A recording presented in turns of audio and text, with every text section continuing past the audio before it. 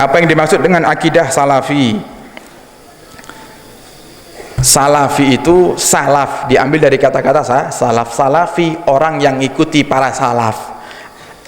Kalimat salafi atau yang disebut orang yang mengikuti para salaf, yang lebih pantas ya kita niki. Yang lebih pantas sebenarnya disebut salafi ya kita niki. Lah siapa salaf itu, Beb? Salaf itu adalah orang-orang yang hidup di 3 abad pertama. Kata Nabi Muhammad, khairul quruni qarni, paling baiknya zaman-zamanku, zaman Nabi Muhammad dan para sahabat. Kemudian zaman setelah sahabat, para tabi'in. Kemudian zaman setelah para tabi'in, tabi'ut tabi'in. 300 tahun pertama setelah hijrah. Jadi 300 tahun hijriah yang pertama itu disebut dengan zaman salaf. Siapa yang ikuti mereka? Ya kita ini ahli sunnati wal jamaah. Tetapi kok lebih populer dipakai oleh akidah-akidah yang anti tahlilan niku numpang nama niku mereka. Numpang nama biar banyak yang ngikuti, biar banyak yang ngikuti. Kadang karena tidak laku sehingga pakainya nama-nama yang dipakai oleh ahli sunnati wal jamaah, pakai nama imam madhab kita, pakai nama sahabat-sahabat yang kita agung-agungkan, pakai nama ahli sunnati wal jamaah. Makanya sekarang karena mulai banyak bermunculan orang-orang yang mengaku salafi, mengaku ngikuti para salaf padahal sesat, ngaku ngikuti para sahabat padahal tugas kerjaannya membid'ah-bid'ahkan orang, sedangkan yang dilakukan kadang juga bid'ah, kan aneh gitu. Aneh, geleng-geleng. Cuman orang-orang seperti ini percuma, jenengan hadirkan dalilnya pun tidak bakal berubah kadang. Tidak bakal berubah. Makanya tadi kaidah yang pertama yang kita pakai, kalau baru berpindah ke akidah tersebut, ayo dekati. Mungkin dia masih ragu dengan akidahnya. Tapi kalau sudah lama repot, diingatkan itu repot. Wallahu a'lam bishawab.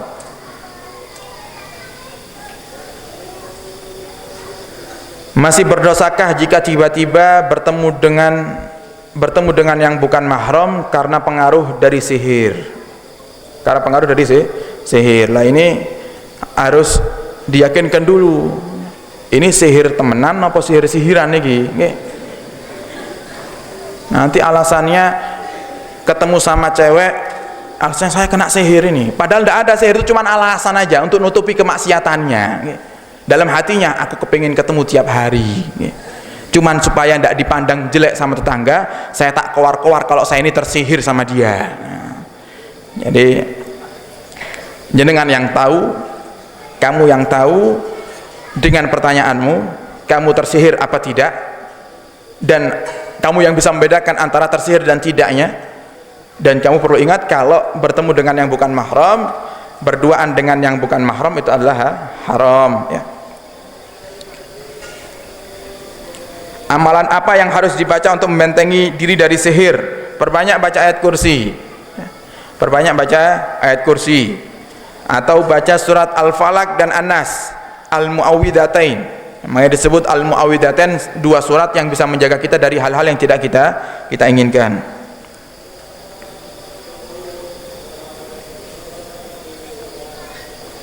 Saya masih kurang paham dengan seorang kiai yang sewaktu ceramah mengatakan jika bersedekah disarankan mengeluarkan yang paling besar kita punyai, dengan tujuan melatih hati supaya terbiasa dalam bersedekah dan dermawan. Lama-lama hati akan ikhlas dan ringan dengan sendirinya. Tapi setahu saya dari pesantren bersedekah semampunya dan seikhlasnya.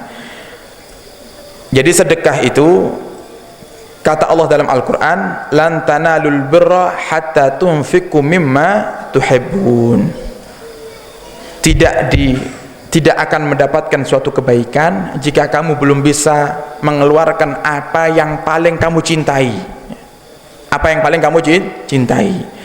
Jadi sedekah itu memang benar, syaratnya sedekah itu harus ikhlas. Makanya kita di Al-Bahjah itu diajarkan oleh Buya Yahya, jangan kowar-kowar mengajak orang untuk berjuang dengan alasan pokoknya berjuang dulu, urusan ikhlas nanti. Jangan. Buya tidak pengen seperti itu.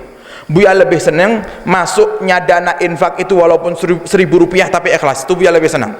Nah, kita pun juga mengamalkan itu. Kita lebih senang jenengan infak ke pondok ini ikhlas, yang kiranya kalau jenengan keluarkan jenengan ikhlas. Tapi jenengan juga perlu tahu, perlu dilatih supaya hati tidak cinta sama dunia. Sekarang saya tanya, Ada duit 1.000 sama 100.000, jenengan lebih senang yang mana? Ada duit 1.000 sama 100.000, jenengan lebih senang yang mana? 100.000. Kalau jenengan kepingin dicatat sama Allah, oh ini orang golongan orang yang sudah mencapai derajat maqam albir, maqam kebaikan, maka sesekalilah keluarkan yang merah niku, nggih. Sekali. Yang keluarkannya ikhlas, jangan terpaksa. Eman-eman, orang ikhlas eman-eman. Ini pertanyaannya banyak sekali, saya bingung nih. Jam berapa sekarang? Oh ya, sudah jam 7 lebih. Ya, kita jawab sedikit lagi, nanti sisanya dijawab yang akan datang.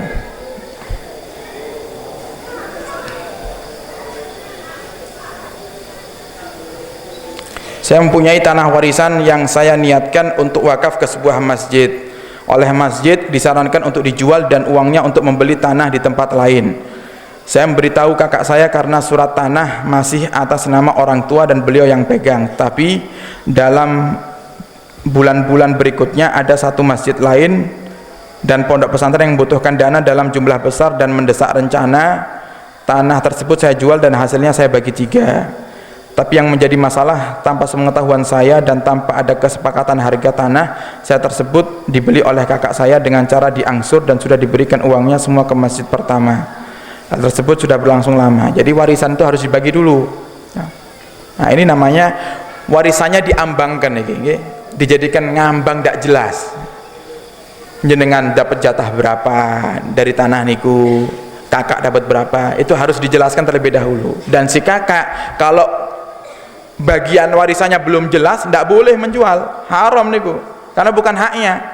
Dan sekarang warisan dari orang tua sebidang tanah luas 1 hektar misalnya, dibagi untuk ahli waris 2 orang, anaknya 2 orang. Kemudian sebelum dibagi dengan cara syariat atau dibagi rata, sudah dijual dulu sama si kakak. Alasannya karena saya punya hak di tanah ini, dan ternyata haknya digunakan untuk yang lainnya, zalim namanya. Ya, itu tidak boleh. Jadi diingatkan kalau kakaknya niku harusnya membagi dulu, dan tentunya cara membagi ya harus ada daripada pihak ahli waris yang lainnya. Kalau sudah sepakat, wah ahli waris ini kak, tanah ini gimana kalau kita bagi 2 saja sama ratanya, misal niki pakai suluh ya, dibagi rata dan sama-sama ridho dibagi rata dua-duanya ya. Saya setengah, jenengan setengah. Gimana kalau tanah ini kita jual, hasilnya kita berikan ke masjid, maka boleh kalau seperti ini. Tapi kalau itu keputusan dari satu pihak, tidak boleh. Nah, saya merasa dizalimi, tapi saya tidak mau memutus tali silaturahim. Kalau emang diingatkan sudah tidak mau, ya sudah, mohonkan ampun saja. Jenengan ikhlaskan, anggap itu hadiah dari jenengan untuk dia. Urusan nanti jenengan sudah niat ingin membaginya ke pondok pesantren, jenengan sudah dapat pahala. Tadi kan sudah diceritakan tadi, cuman gara-gara niat jenengan sudah dapat pahalanya, ngalah sudah daripada mutus tali silaturahim, eman-eman. Karena kata Nabi Muhammad, la yadkhulul jannah salasun, ada 3 orang yang tidak akan masuk surga. Yang pertama orang yang suka minum minuman keras, yang kedua orang yang suka mutus tali silaturahim, dan yang ketiga orang yang percaya dengan dukun. 3 orang ini tidak akan masuk surga. Eman-eman cuman gara-gara tanah yang mungkin diuangkan kecil di mata Allah Subhanahu wa taala ya.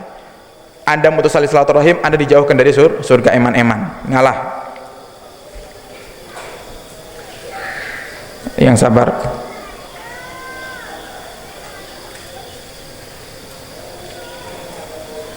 Menunjukkan sikap marah itu di saat-saat situasi dan masalah apa bagi perempuan?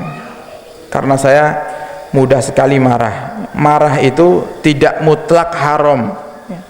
Marah itu tidak mutlak haram. Nabi kita Muhammad juga pernah marah, tapi marahnya terkontrol. Marahnya itu marah yang baik. Marahnya itu marah yang tidak melanggar syariat. Lah kalau titik-titik marah niku aneh, nggih. Sedikit-sedikit marah itu aneh. Caranya gimana? Kalau pas lagi muncul emosi, kok jenengan lagi berdiri, coba duduk nih. Coba duduk. Kok duduk tambah emosi beb nih. Tambah pegel ngelihat wajahnya suami, kudu tak makan rasanya nih. Pergi kamar mandi, ambil wudu. Ambil wudu, masih marah beb ya. sumpek rasanya lihat suami niku ya. Salat. Salat. Karena dengan salat hati akan menjadi tenang. Ala bidzikrillah tatmainnul qulub. Dengan kita berzikir, mengingat Allah, maka hati kita akan tenang.